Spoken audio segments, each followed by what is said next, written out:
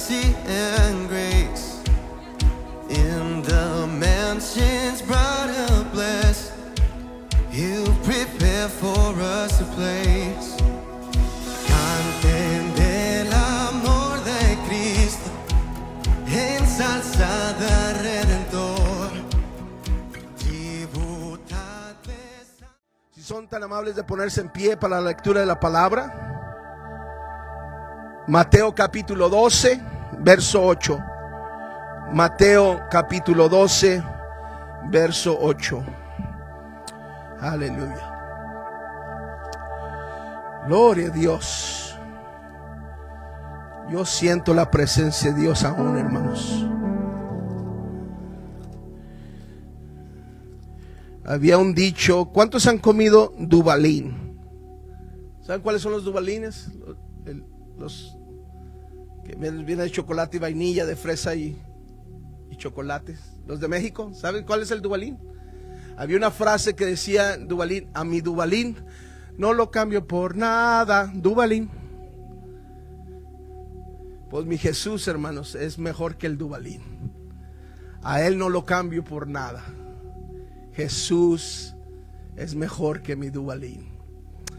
Me encanta el Duvalín, pero me encanta más Jesús. Mateo 12, ¿lo tienen, hermanos? Verso 8.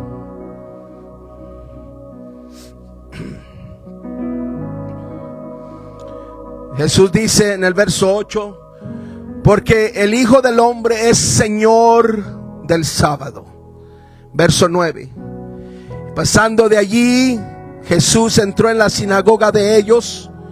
Verso 10: y había allí uno que tenía seca una mano. Y preguntaron a Jesús para poder acusarle. La pregunta tenía un significado, tenía un propósito alternativo. No era directo, tenía un propósito. Querían acusarle. La razón que le preguntaron no era para saber, sino para condenarlo. Y le hicieron esta pregunta: ¿es lícito sanar en sábado? Verso 11. Él les dijo: ¿qué hombre habrá de vosotros que tenga una sola oveja, y si ésta cae en un hoyo en el sábado, no le eche mano y la saque? Verso 12. Pues, ¿cuánto más vale un hombre que una oveja? Por consiguiente, es lícito hacer el bien el sábado. Entonces dijo al hombre, verso 13: extiende tu mano. Y la extendió, y le fue restaurada, sana como la otra. Verso 14 para concluir. Pero los fariseos salieron y celebraron una reunión contra él para ver de destruirle. Qué triste de ver una sanidad y no contentarse. Qué triste es ver que alguien fue rescatado de su malestar y salir enojado. Es lo que pasó con los fariseos. En vez de celebrar, se fueron a celebrar una reunión para hacer un plan de cómo destruir a Jesús. Quiero predicarles en el tema: el valor de un hombre. Voltea a su hermano y dígale: hay valor en ti. Hay valor en ti. Hay valor en ti. Señor, gracias por tu palabra. Bendice a tu pueblo. Ayúdanos, Señor. Déjanos salir de este lugar con el entendimiento, Señor, de que tú has puesto un gran valor en nuestras almas. La cruz indica, es la señal más grande de esa verdad, de que tú pusiste gran valor en nuestras almas. Por lo tanto, la cruz la llevaste, y en la cruz tú moriste, y de la cruz te bajaron, y de la cruz te llevaron a una tumba vacía, la llenaron contigo, sellaron con una gran piedra ese lugar, esa sepultura. Y al tercer día tú saliste de ahí y ascendiste, Señor, al cielo, después de haberte aparecido a más de 500 hermanos. Y tu palabra dice, Señor, que ascendiste, pero diste promesa que regresarías, que no nos dejarías huérfanos, sino vendrías otra vez. Y viniste en la forma del Espíritu Santo en el día de Pentecostés. Y fuimos llenos, Señor, fueron todos llenos de tu Espíritu. Y ahora estás en tu iglesia. Gracias. Bendice a tu pueblo. Ayúdanos. Unge mis labios de barro en el nombre de Jesús. Amén. Una vez más, voltea a su hermano y dígale: hay valor en ti. Hay valor en ti. Pueden tomar sus asientos. Este texto principal que tomamos, el pasaje que acabamos de leer, nos da el historial o nos da el cuento, la historia, la narrativa donde Jesús, dice la Biblia, que visitaba o llegaba a la sinagoga. La sinagoga era un tipo iglesia, podemos decir. Es un lugar de la reunión donde se cantaba y se abrían las escrituras. Aleluya, el escriba empezaba a leer y a expandir las palabras y daban un tipo mensaje. Y ahí, hermanos, la Biblia dice que Jesús llegó a ese lugar donde estaban practicando estas cosas. Déjame decirle que, contrario a lo que algunas sectas religiosas tratan de decirnos hoy en el siglo XXI, Jesús todavía viene a la iglesia. Jesús todavía se muestra, se manifiesta en su pueblo. Alguien diga gloria a Dios.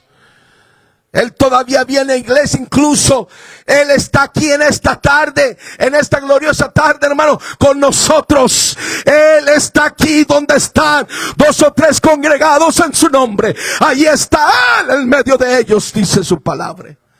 Él está aquí antes de que usted llegara, antes de planchar su ropa, antes de que decidiera lavarse los dientes y echarse un baño. Jesús ya estaba esperándolo. Antes de que usted hiciera la decisión de ir, de venir a este lugar, y menos de quedarse en la casa, Él ya estaba aquí presente. Hay algunos que no creen eso. Amén. Pero Jesús, hermanos, ha llegado a la iglesia, está en su pueblo. Gloria a Dios, gloria a su nombre por esa verdad, que podemos venir a un lugar como este y sentir la presencia. ¿Cuántos están agradecidos de que pueden venir a un lugar como este y sentir el toque divino de Dios? Aleluya. Por eso, hermanos, aleluya, es importante que vengamos, nosotros lleguemos aquí listos, porque Jesús viene a la iglesia. Debemos de tener una expectativa siempre, esperando de que Dios va a hacer algo. Dios va a tocar a alguien, Dios va a salvar a alguien, Dios va a llenar a alguien con el Espíritu Santo. Alguien va a hacer la decisión de bautizarse. Alguien, amén, una familiar suyo, una persona, una relación se va a arreglar, amén, se va a componer. Una vida va a ser renovada. Un pródigo va a sentir la presencia de Dios y regresar, porque Jesús viene a la iglesia. Él llegó a la sinagoga, hermanos, y comenzó a dialogar con la gente presente. Lamentablemente la gente estaba llena de religión y no relación.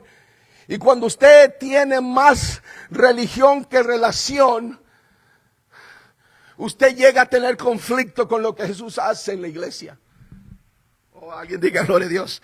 Cuando usted, aleluya, tiene más religión que relación, llega a tener conflicto cuando el Espíritu de Dios se mueve.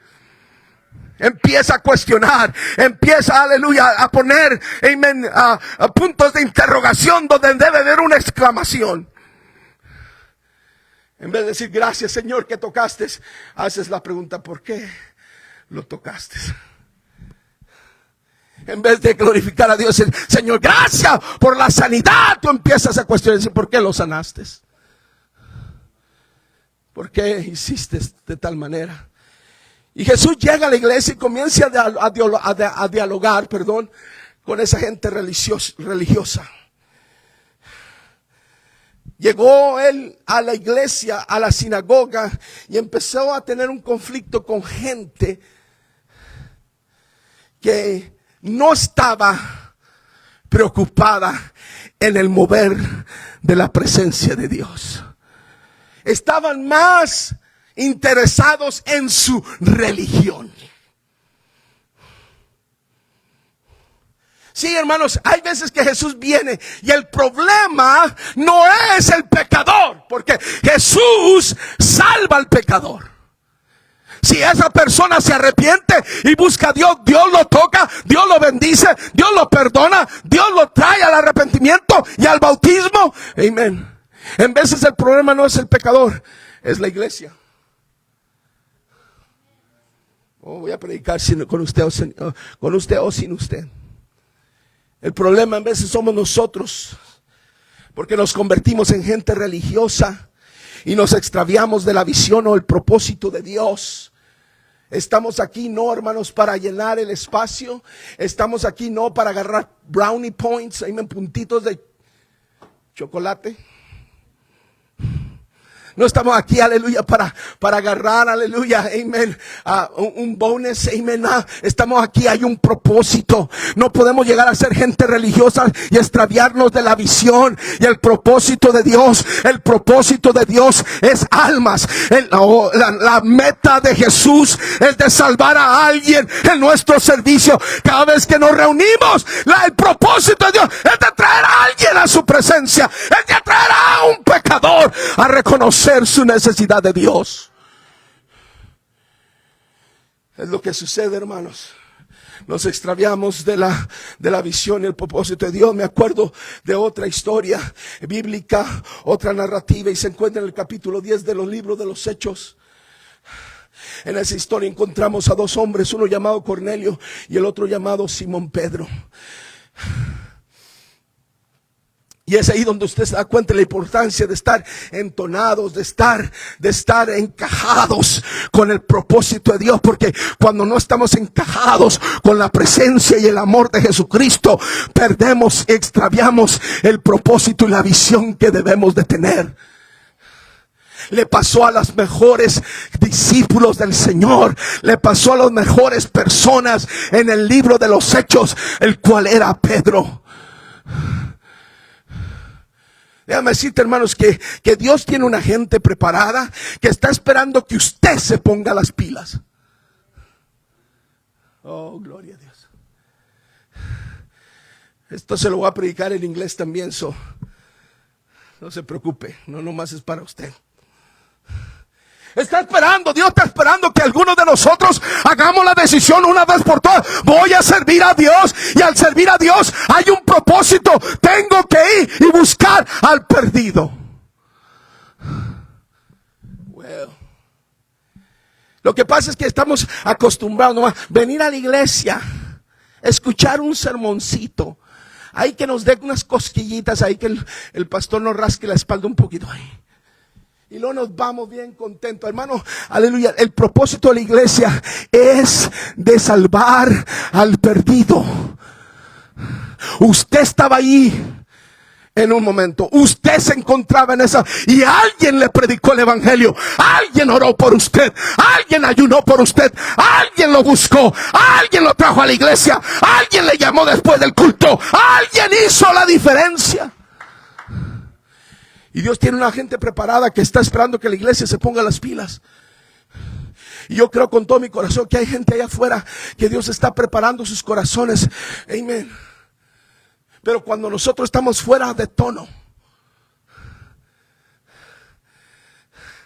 no escuchamos la conexión. Cuando estamos fuera de tono, no podemos escuchar la voz de Dios que dice, aleluya, ve a este lugar. Amén. Quédate ahí, aleluya, va a venir alguien te va a preguntar acerca de tu fe. Pero cuando andamos todos desentonizados, no escuchamos su voz. No oímos la conexión. Alguien necesita salir de este servicio gritando conmigo, diciendo, Señor, ayúdame a entonarme a tu propósito. Ayúdame a escuchar tu voz. Ayúdame a identificar. Ayúdame a tener el denuedo suficiente para decir, heme aquí, yo iré, envíame a mí.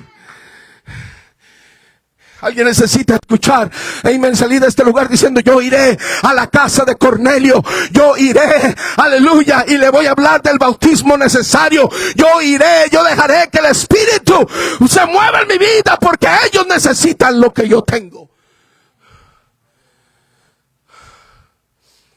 Cuando Jesús trata con estos dos varones,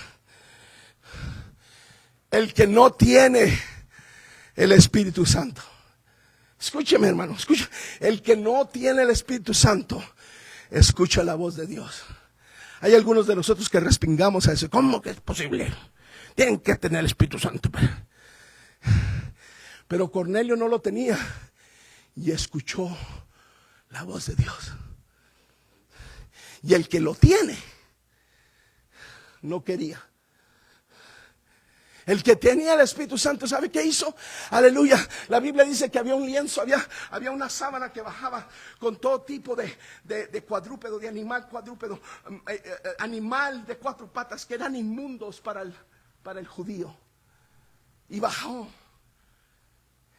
Y la voz le decía a Pedro: Pedro, levántate, mata y come.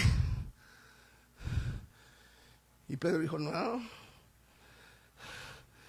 Y 3 veces bajó el lienzo. Y 3 veces le dijo: Pedro, mata y come. Era una visión. Y 3 veces Pedro dijo: no.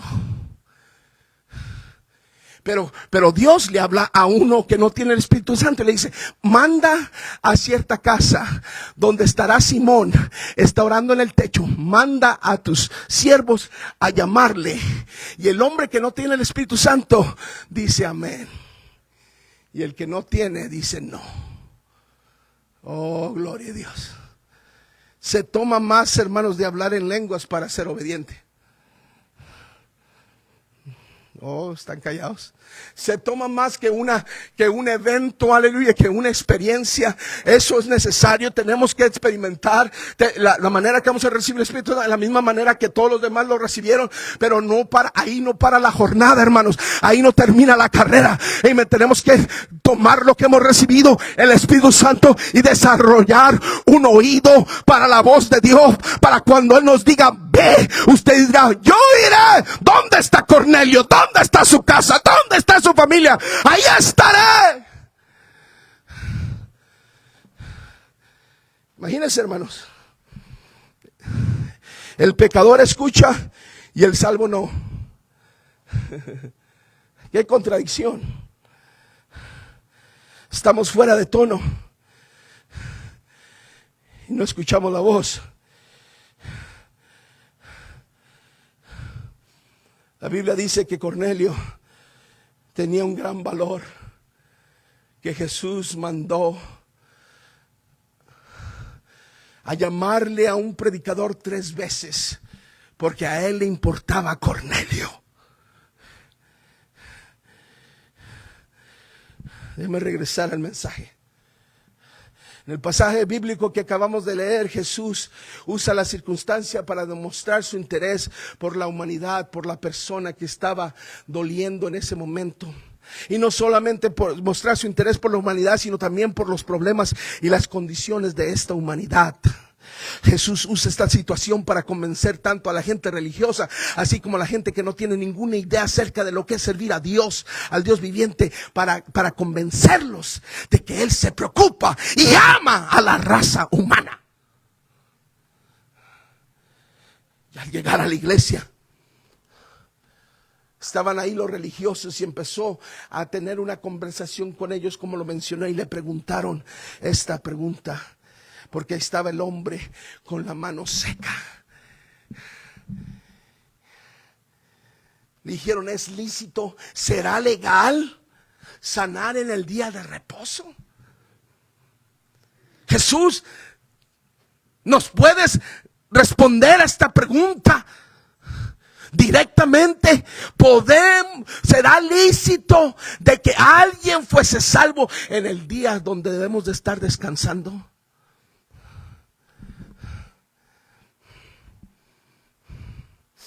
¿Es lícito? En otras palabras, ¿será un crimen hacerle algo bien en el día que Dios hizo para descansar? ¿Será un crimen sanar a alguien en el día que el Señor dedicó para tomar descanso? ¿Será posible que eso sea así? Déjame decir, si es un crimen sanar a alguien en el sábado, entonces aquí hay un montón de criminales. Porque Dios nos salvó. A mí me ha tocado en el sábado, domingo, lunes, martes, miércoles, jueves, viernes y sábado. Sí, al Señor, hermanos, le trataron de atrapar con esta pregunta: ¿será lícito? Y aleluya, aquí en los pentecostales de las cruces se encuentran personas que han sido sanadas cuando nadie esperaba sanidad.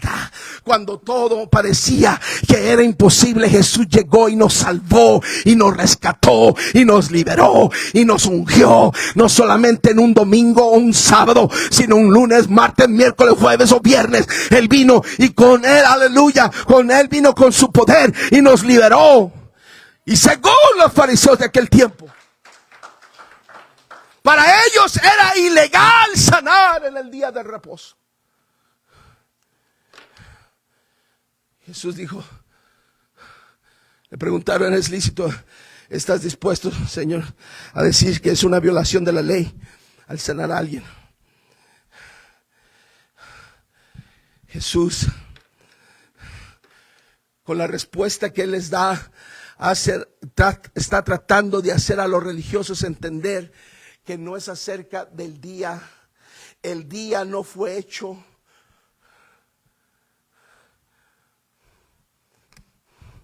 como dijo el Señor, el hombre no fue hecho para el sábado fue hecho para el hombre.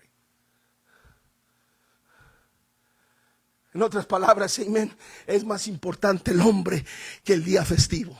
Es más importante el hombre que el día del sábado. Es más importante el valor de esa persona. Es mucho más grande, aleluya, que un evento religioso, que un día religioso. Es más importante el alma y la sanidad de esta persona. El Señor le estaba diciendo, amén, con su respuesta, hay un valor más grande, amén, y es el valor de esta persona que está delante de mí, necesitado de un toque mío. Es más importante, tiene mucho más valor. Pero el Señor no nomás hizo el milagro y les mostró el poder, no. Me gusta cómo el Señor usaba las preguntas de ellos para hacer más preguntas a ellos. Me gusta cómo el Señor, aleluya, tomaba la conversación de ellos y las tornaba contra ellos. El Señor era un maestro para hacer eso.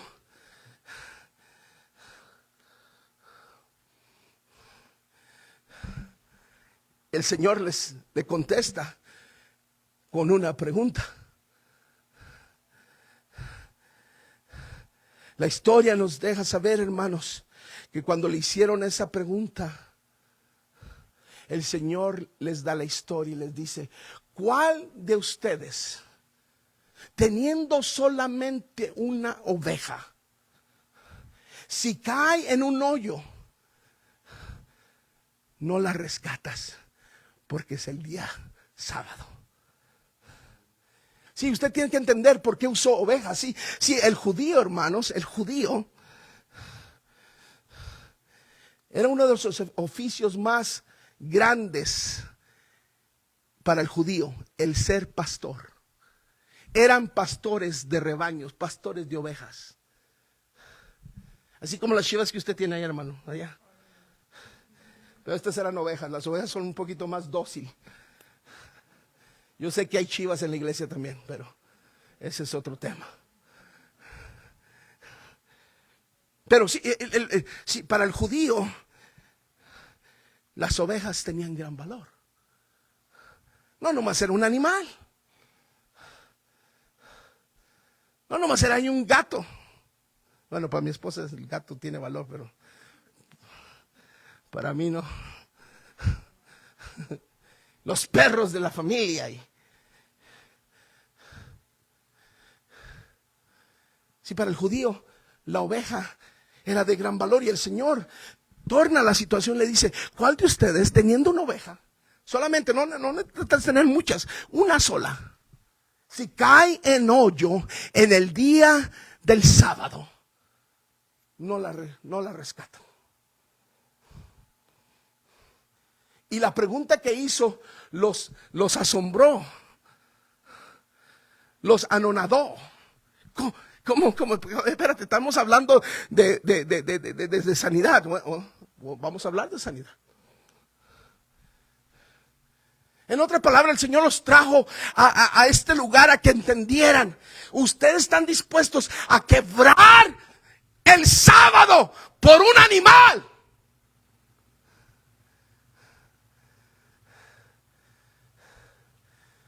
¿Sabe qué, hermano? A mí me gustan los gatos, no me gustan mucho los gatos, pero perros también. ¿Okay? A la hermana Raquel le encantan los gatos. Y a la hermana las víboras. Entonces, a mí me encantan. Okay, el animal está bien. El problema que tengo es cuando la gente trata a los animales mejor que a los hijos. O mejor que a la cónyuge. Ay, Firulais, ay, el perro le lambe todo. Y no te le acercas a tu esposa. Ni de lejos le mandas un besito. Así. Ay, ay, ay. Ni así le mandas besos. Alguien diga gloria a Dios. Oh, pero el Firulais.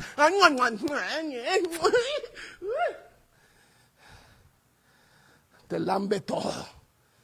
Y ahí andas tú ahí, como que te acabas de lavar los dientes, oliendo a perro mojado. Alguien diga gloria a Dios. Están muy callados porque yo sé, algunos de nosotros, yo sé por qué, porque el perro cuando entras está más emocionado que tu familia cuando llegas. Ya llegó papá, mejor me voy al cuarto porque ahorita empieza. Pero el Firulais, ya llegó. Y está más emocionado de verte que tu familia. O es la familia el problema, o el problema eres tú. Alguien diga gloria a Dios. Se está poniendo callado, está buena la cosa ahorita. Aleluya. Sí, pero para el judío tenía un gran valor, una oveja tenía gran valor. Y cuando Jesús le pregunta, ¿cuántos de ustedes pueden, algunos de ustedes, darían su vida para sacarla y quebrantarían el día del sábado? Pero por una alma no. Era un animal importantísimo, la oveja para el judío. Por eso el Señor usó eso. No usó una chiva, no usó un camello, no usó un buey, no. Usó una oveja, porque era importantísimo para el judío. La importancia de una oveja para el judío, hermano, había un gran beneficio. Era útil para el hombre judío. Una oveja era usada como ofrenda de sacrificio. La lana de la oveja era algo importante para el comercio. Se vendía para hacer ropa, o ellos mismos se hacían en ropa para su uso personal. La carne de las ovejas se usaba como comida. Un pozole de oveja, gloria a Dios, y tamales de oveja, y enchiladas de oveja, birria de oveja. Solo usaban para consumo personal. Su piel se usaba para cubrir o forrar cosas, sillas, instrumentos musicales, tambores, panderos. Panderos los hacían de piel, del cuero. Y de noche cantaremos celebrando su poder, con pandero de piel de oveja. Los judíos tenían la tendencia o el oficio de ser pastores de ovejas. Esa era uno de los oficios más practicados por ellos. Incluso la Biblia nos deja ver la importancia de ese oficio cuando nos deja ver en Génesis, donde José se había revelado por segunda vez a sus hermanos y los va a presentar ante Faraón. Y le declararon, no le digan a Faraón que son pastores, porque para los egipcios los pastores son una abominación. Pero desde entonces se practicaban pastorear ovejas. Eran para los egipcios una abominación, pero para los judíos era una bendición. Y el Señor Jesús hace una apelación a la conciencia de los fariseos y les pregunta: ¿no quebrarían ustedes la ley para sacar a esa sola oveja del pozo? ¿Quién hombre habrá de vosotros que tenga una oveja y si ésta cayera en el hoyo en el día de reposo, no le eche mano y la levante? ¡Hipócritas! Vas a hacer algo por comercio y consumo personal que no puedes hacer por alguien más. ¿Estás dispuesto a quebrantar la ley, aleluya, por el cuerito y las carnitas y el chicharrón? No sé si hacen chicharrón de oveja, pero y por el abrigo. ¿Estás dispuesto a hacerlo eso porque te trae beneficio personal, pero no estás dispuesto a hacerlo por un alma? ¿Estás dispuesto a hacerlo por algo? Aleluya, por este animal. Ustedes lo harían. ¿Cuánto más por alguien que está necesitado del toque de Dios? Les dijo: hipócritas, ustedes lo hacen por consumo personal, por beneficio personal, porque les va a traer, aleluya, es negocio para ustedes las ovejas, pero un alma.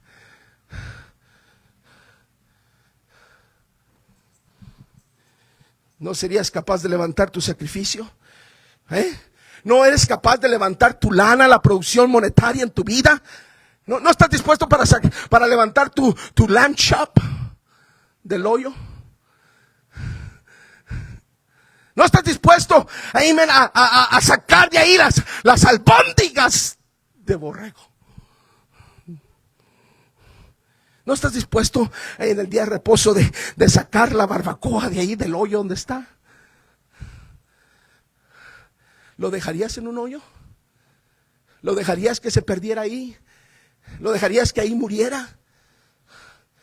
¿Dejarías que la piel con la cual cubre ciertas cosas sacrificios se echara a perder? Quizás Jesús estaba apelando a la memoria de estos judíos porque sabía muy bien de la importancia de esa oveja, pero Jesús quería que ellos compararan y decidieran qué tenía más valor, una oveja o un hombre.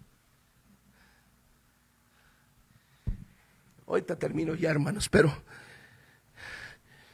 no puedo dejar de pensar en una de las historias más trágicas en el Antiguo Testamento, que envuelve a uno de los más poderosos reyes, o el más poderoso rey en la historia de Israel, el rey David.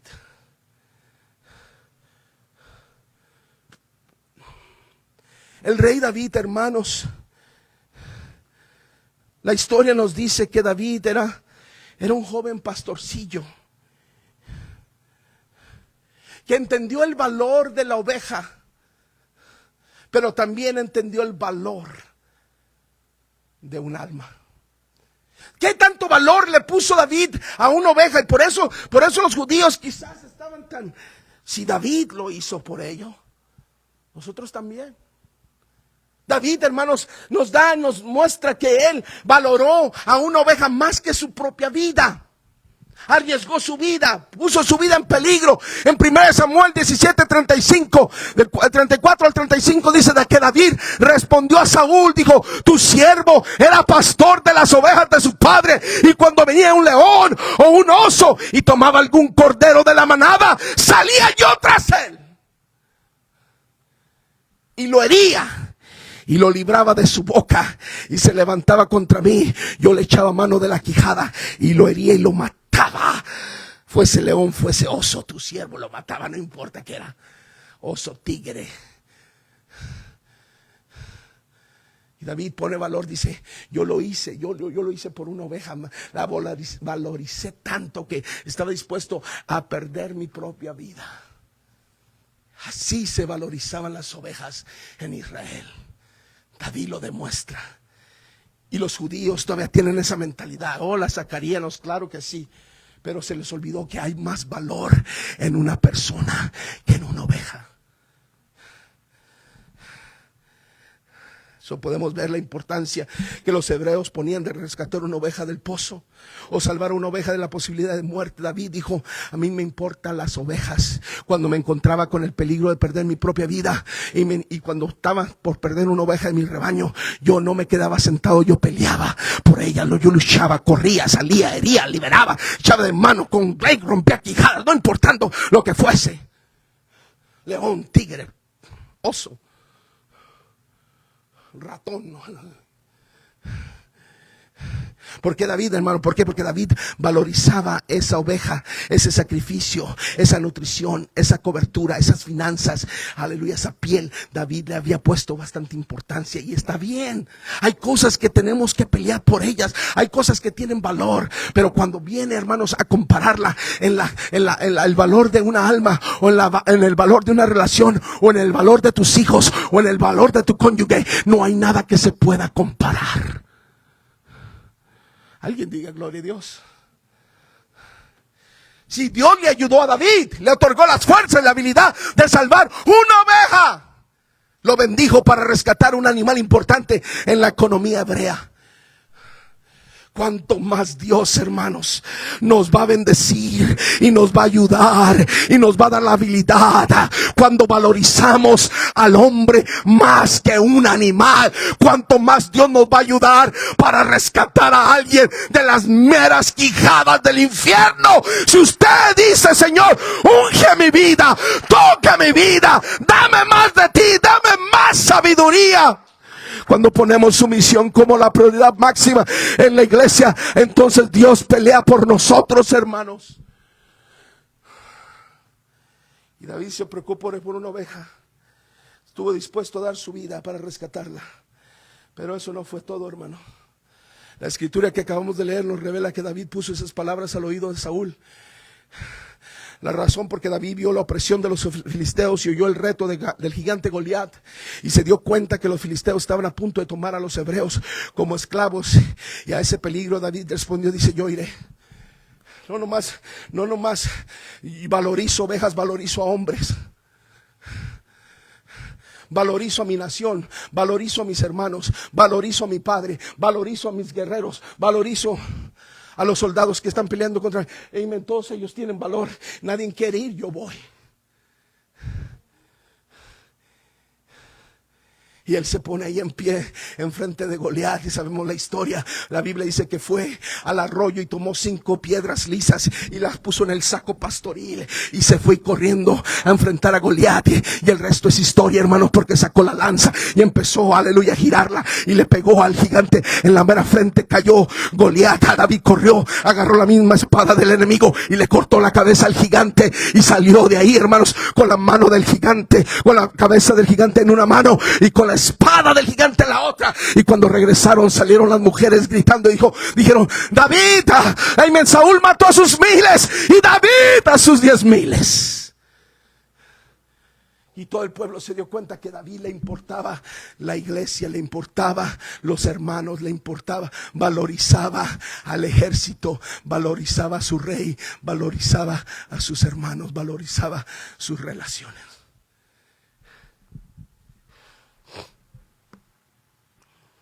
Y qué hermoso sería que David hubiera mantenido ese valor.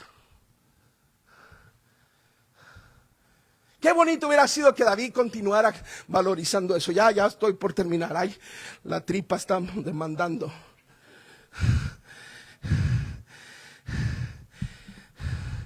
David fue ungido por Dios. Dios le dio su fuerza y le ayudó a traspasar el casco del gigante, porque David llegó a valorizar, amén, mi iglesia, mis familias, todos ellos valen, tienen valor, importan, son dignos de que yo pelee por ellos. They are worth fighting for. So he valued the people. Valorizó al pueblo. Y dijo: yo salgo, tantos escondidos, tantos ahí temblando de miedo, pero yo iré. Envíame a mí, mándame a mí, úngeme a mí, ayúdame a mí, instrúyeme a mí, dame a mí sabiduría. Y el resto es la historia. No quiero terminar este mensaje negativamente, pero hay un peligro cuando quitamos nuestros ojos de la misión, hermanos. Cuando le quitamos los ojos al valor de cada uno de nosotros. Cuando yo no te valorizo a ti, hermano, no me importas ya. Dejo de orar por ti, dejo de interceder por ti, dejo de quererte verte en la iglesia. Alguien diga gloria a Dios. Cuando pierdo el valor por almas y por personas, entonces ya no me importa si te vas al infierno o no. Ya no me importa si regresas a la iglesia o no. Ayúdanos, Señor, a mirar cada uno de nosotros con valor. Tú tienes valor, hermano. Voltea a su hermano y dígale, tú tienes valor. Y tienes más valor que Firulais.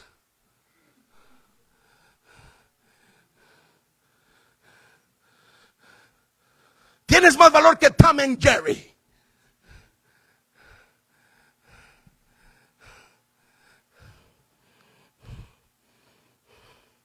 Amén. Alguien diga gloria a Dios.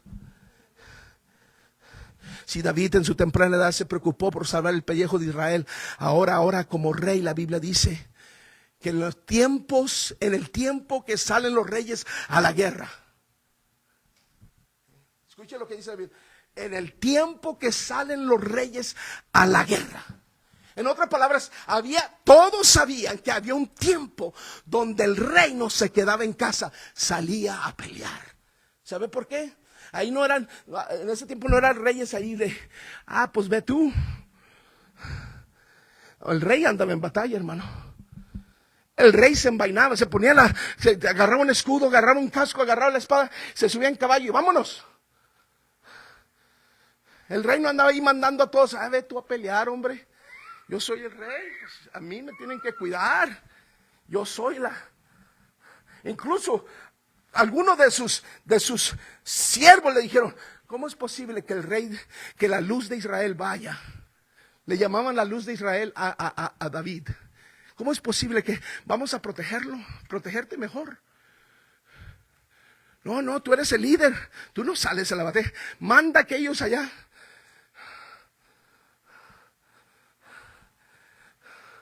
Manda a los más bajos allá que van. Los que apenas se comenzaron a venir a la iglesia, mándalos a ellos. David era un hombre que estaba encajado en la batalla. Pero en el tiempo que salen los reyes a la guerra, David se quedó en casa.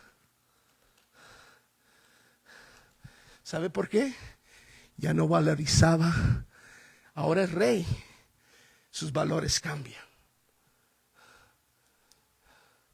Ya no ahí anda con la lanza ahí en medio de todo. Ahora dice, es tiempo de calmarme un poco.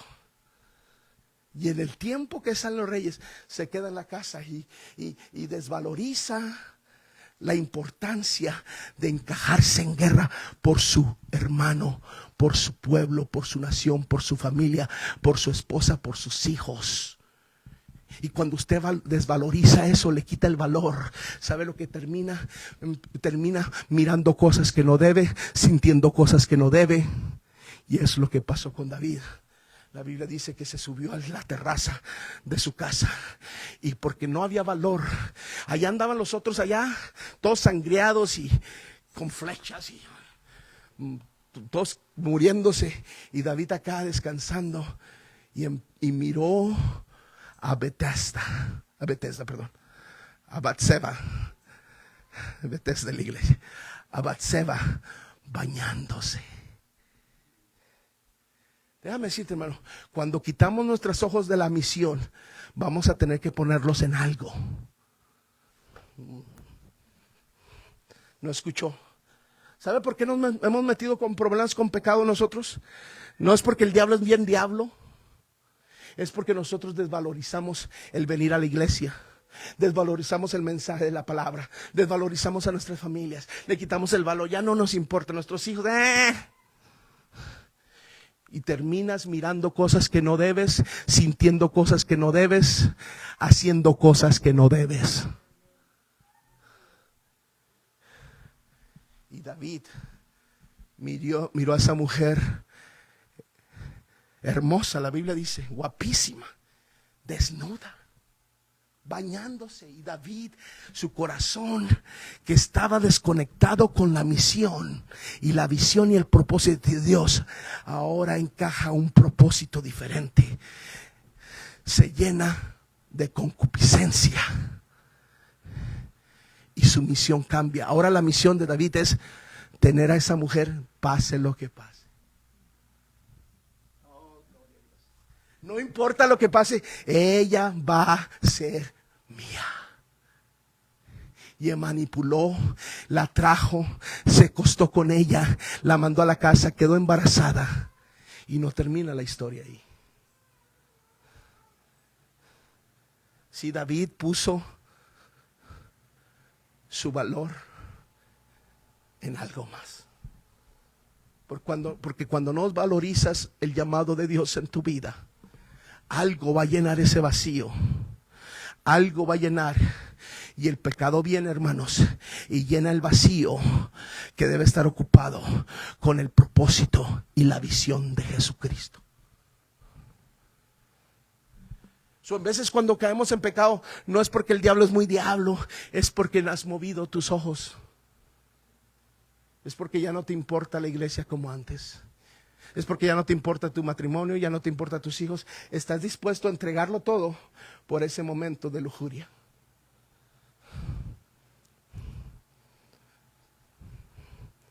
¿Y sabe lo que dice la Biblia? ¿Sabe cómo Dios lo hizo regresar a David? David comete el pecado, se embaraza la mujer, trata de cubrirlo.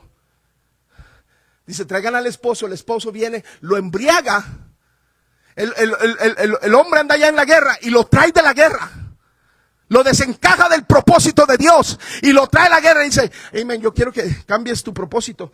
¿Por qué no te vas y te acuestas con tu esposa esta noche? ¿Sabe por qué lo quiere hacer? Para cubrir el pecado, para que se meta con ella esa misma noche y ahora que está embarazada, pues diga, pues es de él, ¿verdad? No es de David, es de su esposo. Pues. Pero el hombre embriagado tiene más conciencia que el hombre es sobrio. Porque en vez de entrar a la casa se queda fuera de la casa a dormir. Dice, ¿cómo puedo yo estar? ¿Cómo puedo ser uno de esos soldados? A estar acostado, venir a dormir con su esposa en su cama y en su hogar, cuando mi pueblo anda encajado en la guerra.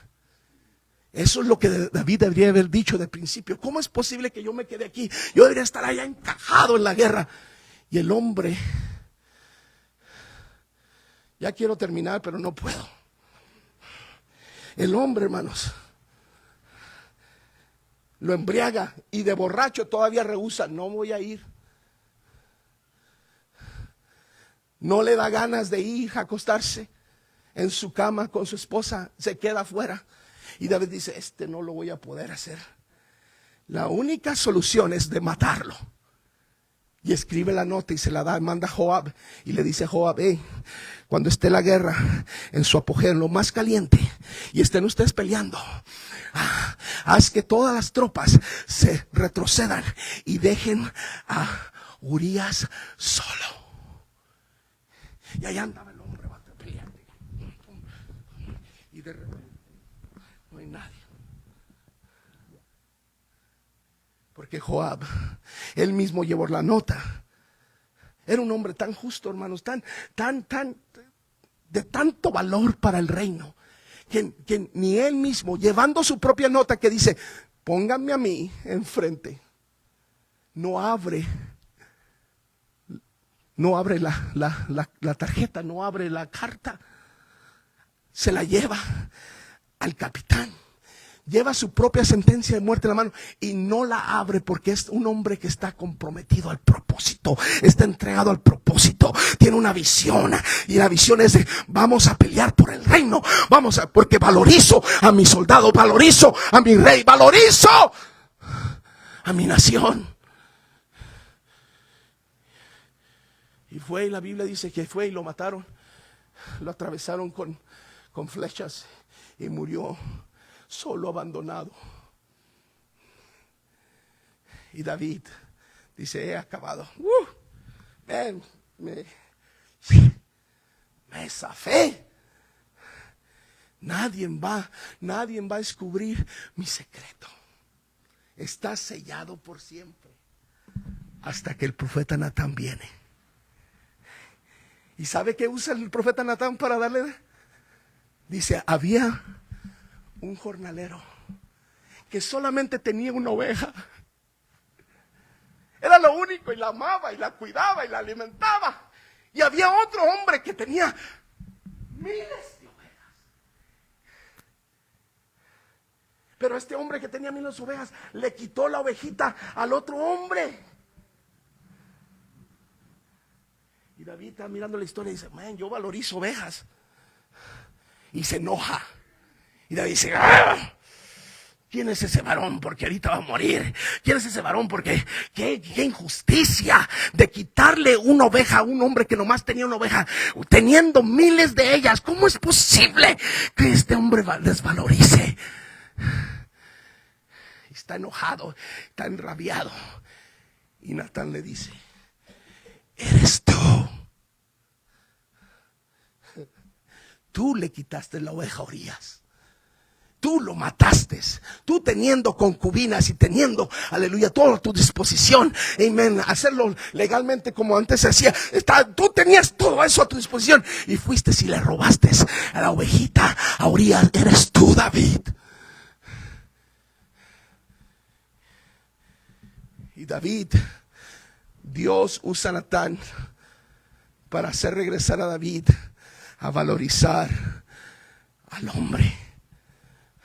Usando una oveja. Porque David había llegado a un punto donde valorizaba animales, pero no valorizaba a hombres. Estaba dispuesto para ir a correr y rescatar a la oveja del león, del oso, pero no estaba dispuesto a decir no a la concupiscencia en su propia carne. Ya termino, pongámonos en pie.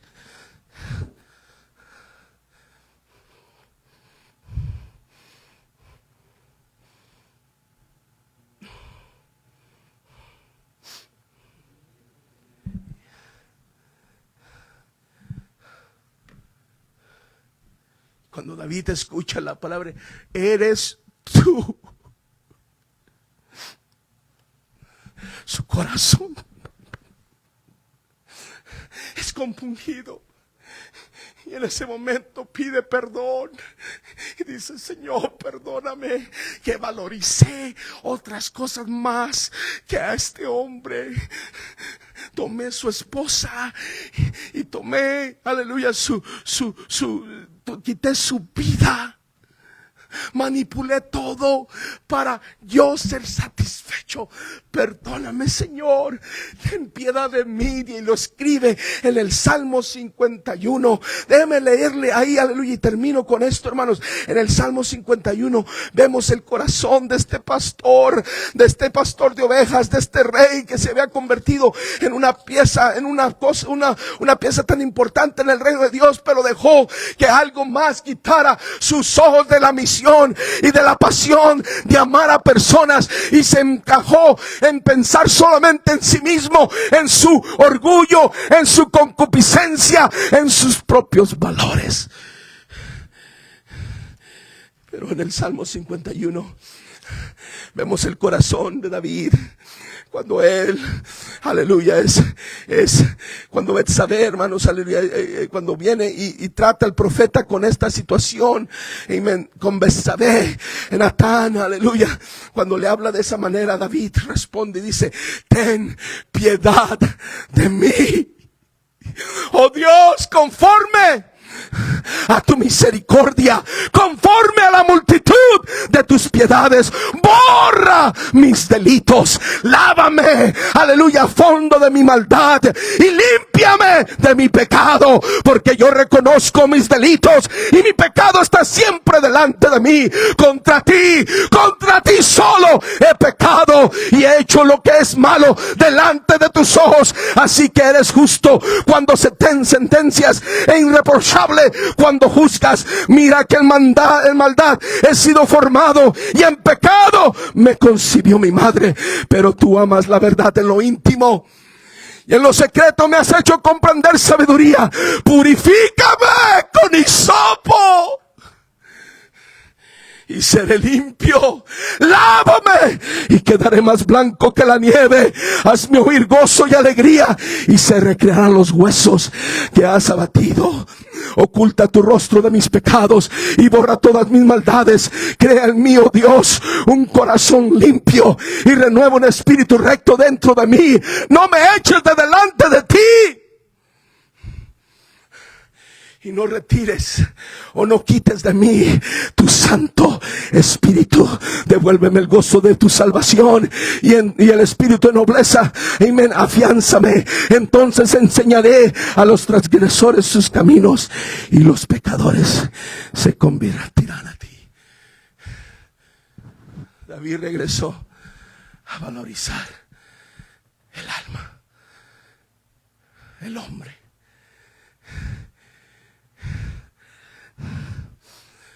Y dice todo esto, y terminé ahí el versículo, porque dice: entonces los pecadores se convertirán a ti. Si no hay manera de tocar a nuestro mundo si no valorizamos. Los pecadores no se convierten a Él si nosotros primero no somos honestos con nosotros mismos y no nos arrepentimos, porque en veces hemos desvalorizado a nuestras familias, hemos desvalorizado nuestro matrimonio, hemos quitado el valor a nuestros hijos, hemos quitado el valor al ministerio, hemos quitado el valor a la voz de Dios en nuestras vidas, que es el pastor. Le hemos quitado el valor, aleluya, a la iglesia. Le hemos quitado el valor, amén, a nuestros hermanos en Cristo Jesús. Le hemos quitado el valor a nuestros jóvenes, le hemos quitado nuestro valor a nuestros niños, y perdemos la visión. Y cuando salen los reyes a pelear, en vez de salir nos quedamos. Sí, hermanos, cuando debemos de estar peleando por unos por los otros, porque no nos valorizamos, no salimos a la guerra.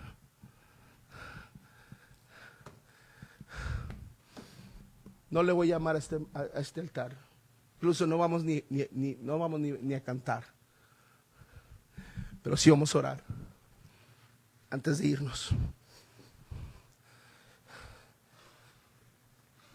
En el día que salen los reyes a la guerra,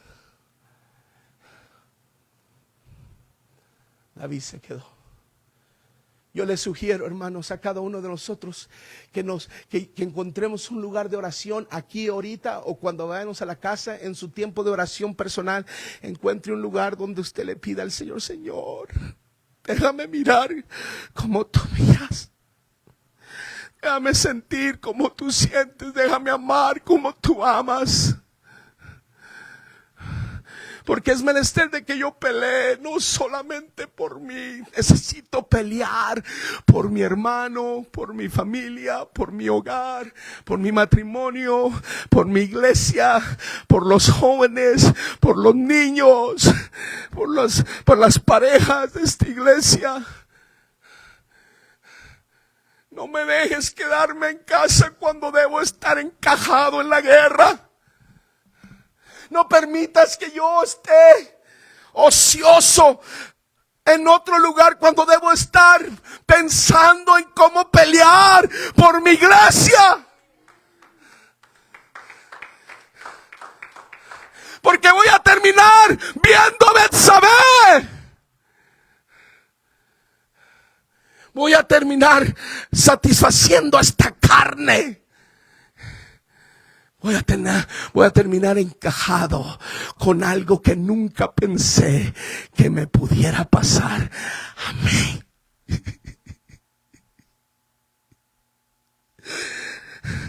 Cierre sus ojos. Señor, regrésanos al gozo de nuestra salvación. Señor, regrésanos a la pasión que antes sentíamos cuando hablábamos con alguien. acerca de ti. Señor, regrésanos al propósito por lo cual me salvaste.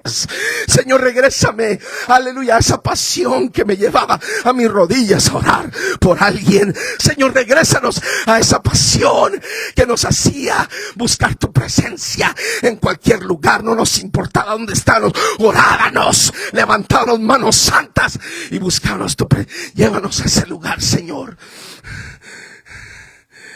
donde no hay lugar para Betsabés en nuestras vidas, porque no estamos quedándonos en casa. No hay lugar, Señor, hay para momentos donde desvalorizamos a nuestra familia. No hay oportunidad para arriesgar todo por satisfacción tan pequeña.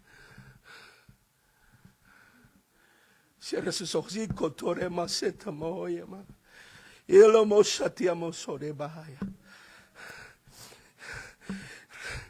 ten piedad, ten piedad, ten piedad. Ten misericordia, Señor, ten misericordia. Manda un Natán, manda a alguien que me haga regresar. Déjame ver el propósito una vez más. Aleluya, déjame sentir, aleluya, el propósito tuyo. Déjame ver la visión una vez más. Llévame de regreso. Manda un Natán que apunte su dedo y diga: eres tú David, aleluya. Manda un profeta que me hable al corazón. Manda a alguien que dirija su palabra hacia mí para que yo salga de este enredo en el cual me he metido. Alguien necesita pasar al altar. Yo sé que no nos enseñan, pero alguien necesita pasar en el altar, porque Dios quiere poner visión fresca, pasión nueva, propósito renovado en tu vida. Este altar está abierto. Este altar está abierto. Alguien necesita recuperar. Aleluya, aleluya, aleluya. Amén. Ore ahí donde está, hermanos. Ore ahí. Si no siente venir, ok. Pero yo sé que Dios está llamando a alguien. Yo sé que Dios está trayendo convicción a un corazón. Yo no prediqué nomás por predicar en esta gloriosa tarde. No, nomás vine aquí a darles palabras. No. Hay alguien, Dios está queriendo encajar a alguien más de regreso al propósito. Hay muchas cosas que has hecho mal. Hay muchas cosas que han pasado mal. Yo sé, aleluya. Pero no estoy aquí para que te sientas culpable. Estoy aquí para decirte: eres tú. Aleluya. Has valorizado algo más que lo que debes de valorizar. Y Dios te está llamando. Amén. Tienes que poner valor en lo que es importante. Tienes que recuperar esa pasión una vez más. Regresa, amén, a tu primer amor. Regresa al lugar, aleluya, donde antes dependías de Él. Regresa al lugar donde todavía tú confiabas absolutamente en Él. No había ninguna otra opción. Era Dios o nada. Dios te quiere llevar a ese lugar. David fue regresado y restaurado, porque cuando vino la convicción y la palabra, él obedeció y se arrepintió y buscó el rostro de Jesús, de Dios. Y Dios, la Biblia dice que borró su culpa.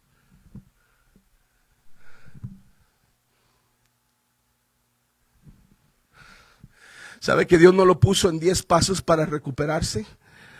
Dios no lo puso a prueba. Dios no le dijo: David, pues vas a tener que pasar por los 10 pasos para la restauración. Primero, nadie te habla en la iglesia. Dijo: en este momento tu culpa es quitada. ¿Pasó consecuencias? Claro que sí. El hijo que nació de ese acto sexual ilícito murió. Y David ayunó y trató de salvar y puso valor en ese bebé. Pero el Señor dijo: no, las ruedas de juicio siguen. Y hay cosas que vas a tener que pasar por tu indiscreción, por tu pecado. Hay cosas que vas a tener que pasar, pero déjame decirte, Dios te ayuda, hermano. Dios te ayuda a pasar por medio de todas esas consecuencias para que al final seas tú renovado completamente y restaurado en la presencia de Dios. So ya terminé. El valor de un hombre. El valor.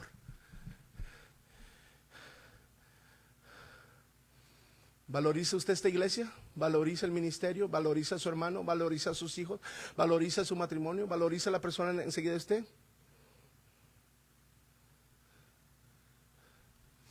Entonces, cuando usted valoriza, usted pelea por lo que usted valoriza. Lo que usted no valoriza, lo deja escurrirse. Ay, que se vaya. Ay, hay alguien, Dios me va a dar a alguien más. No, esa es la manera equivocada de pensar. Si usted valoriza lo que Dios le ha dado, usted pelea por lo que Dios le ha dado. ¿Valdrá una oveja más que un hombre? Dios me los bendiga, hermanos, los amamos. No se les olvide, venga este domingo, los 2 servicios, venga a apoyar, será bendecido. Y luego el 6, celebración, amén. Dios me los guarde.